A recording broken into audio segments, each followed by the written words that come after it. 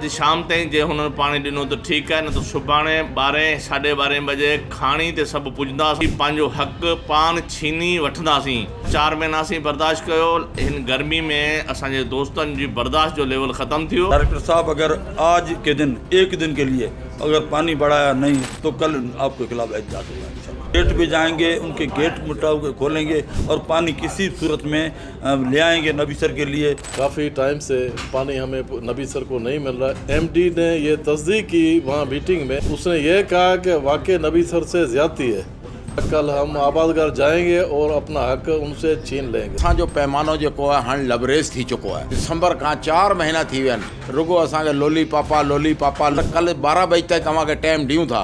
जे कल 12 बजे तक असां कुंड जी गेज ॾिनी तो बेहतर है जे कख नहीं रहना, साडा तो तीला नहीं रहण देना। थोड़ा यारी तो जुल्म है, असांजा बच्चा मरी विया आहिनि 4 महीने, असांजा माल मरे तो, असांजी 7-7 लाख रुपए में को 50,000 में कोन में वठे। असांजे कुंडरी में 2 महीननि ते 1.5 महीना थी विया आहिनि, का शाख हले कोन थी, माल असांजो मरे पियो, सिर्फ़ु पीअण जो पाणी बि असांखे कोन मिलियो आहे। बिस्मिल्लाह रहमान रहीम। जीअं तव्हां ॾिठो सभई असांजा आबादगार ॿाहिरि आया असांजे इलाइक़े 51 जा। छो तव्हांखे ख़बर आहे त कल्ह असांजी मीटिंग थी MD सीडा सां, डायरेक्टर सां ऐं एक्शन मिठड़ाऊ सां। हुननि असां सां वाइदो त पोइ महीने खां कंदे पिया त 2 ॾींहं तरसो असीं तव्हांखे पाणी करे था ॾियूं। मूंखे सम्झ में कोन थी अचे त MD सीडा एॾी वॾी पोस्ट जो माण्हू ऐं डायरेक्टर साहिबु ऐं एक्शन साहिबु असां सां इहो वाइदो कयो त तव्हांखे 5-7 मां कल्ह 6 फुट करे ॾींदासीं ऐं 2 या 3 ॾींहंनि जे अंदरि असीं तव्हांखे 6-5 करे ॾींदासीं। छो त हुननि पाण इहो चयो त कुंडरी सब डिवीज़न सां वॾी ज़्यादती थी आहे, असां हुनजो अज़ालो करे था ॾियूं जेको 4 महीना तव्हां सब्र कयो। छो कल्ह असां सम्झो त हू एॾा सुठा ऑफिसर आहिनि ऐं हुननि जी जेका ॻाल्हि हूंदी उन्हनि ते हू बीठल हूंदा, लेकिन उनजो रिज़ल्ट इहो निकितो त मुर्गो हिकिड़ो डेसिमल 5-7 मां 5-6 करे छॾियो।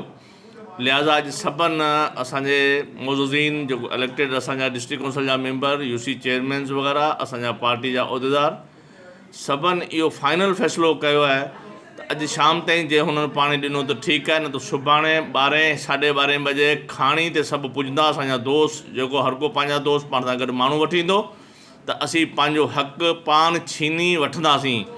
छो त असां ॾिठो आहे 4 महीना असीं बर्दाश्त कयो, हाणे असांजे हिन गर्मी में असांजे दोस्तनि जी बर्दाश्त जो लेवल ख़तमु थियो।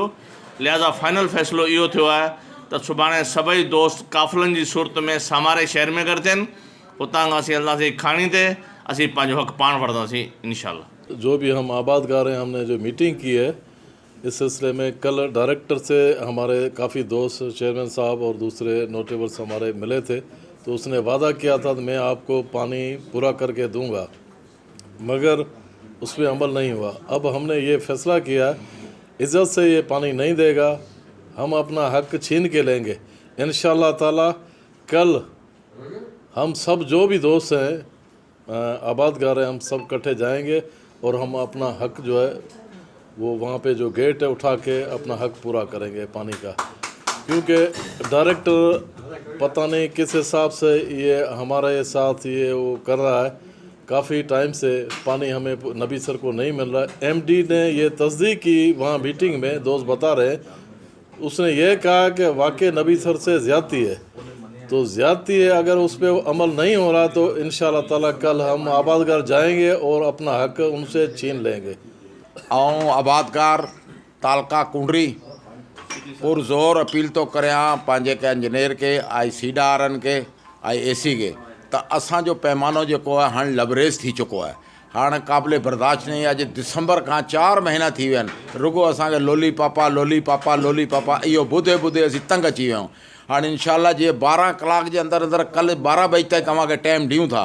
जे कल 12 बजे तक असां कुंड जी गेज ॾिनी तो बेहतर है जे कख नहीं रहना, साडा तो तीला नहीं रहण देना। थोड़ा पोइ दरवाज़ा तोड़दासूं या खोलंदासूं या कुछ, या पंहिंजो मथो विझाईंदासूं या मिठड़ो जो मथो विझाईंदासूं। यारी तो जुल्म है, असांजा बच्चा मरी विया आहिनि 4 महीने, असांजा माल मरे तो, असांजी 7-7 लाख रुपए में को 50,000 में कोन में वठे।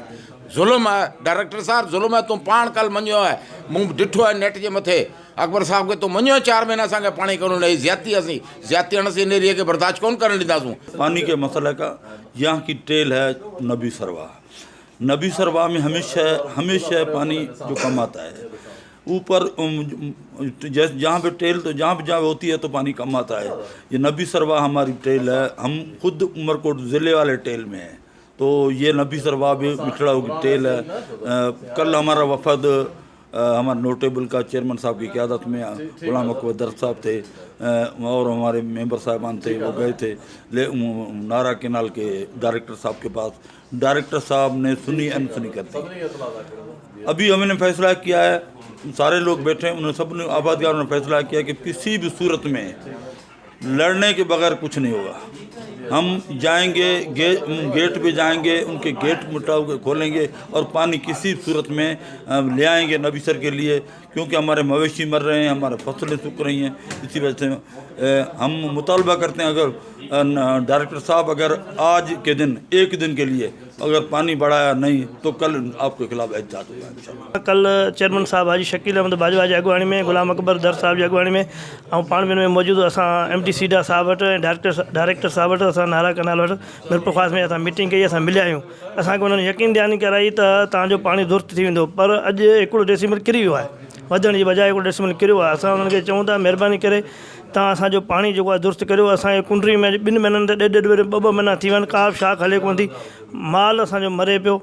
हालत पीअण जे पाणी, सिर्फ़ु पीअण जो पाणी बि असांखे कोन मिलियो आहे। जीअं ही बंदी पहिरें महीने वारी ख़तमु थी, उन खां पोइ का शाख खे पाणी मिलियो आहे, कंहिंखे कोन मिलियो आहे। इहा पोज़ीशन आहे। बाक़ी उन जे कुंडरी जे भेट में जेकॾहिं तव्हां ॿिए पासे ॾिसो था, मिठड़ा कनाल ते ॾिसो था या ॿिए पासे ॾिसो था, सब डिवीज़न में एकियो पाणी हले पियो शेड्यूल मुताबिक़।